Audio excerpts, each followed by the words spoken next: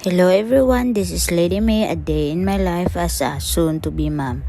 So guys, as you can see, ito yung kuha ko nung nag-test kami kung pregnant ba talaga ako. Pero as a girl guys, kahit hindi pa ako mag-test, alam ko na talaga na meron ng laman yung tummy ko. Kasi alam nyo na, pinasok natin. So pag pinasok, meron na talagang mabubuo. Alam na natin yan. At hindi nga ako nagkamali. Oh, positive nga talaga. Tingnan nyo naman guys.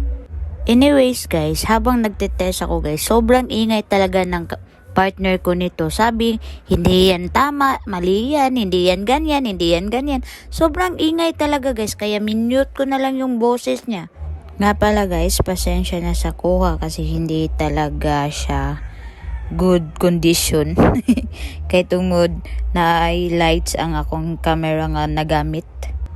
Pero even though inana guys ang camera or pagkuhan o mailhan maghihapon siya nga double siya, pero ako ginagipan ng kamutan guys nga dili kayo siya hayag kayo para makita gid, pero saan man nga mao naman gid na ang nakuha that time kay samukan kayo akong partner, saba kayo mao nang inainana na. Pero still bisin na guys, happy kay ko kay tungod na nami baby sa akong partner. Yehey!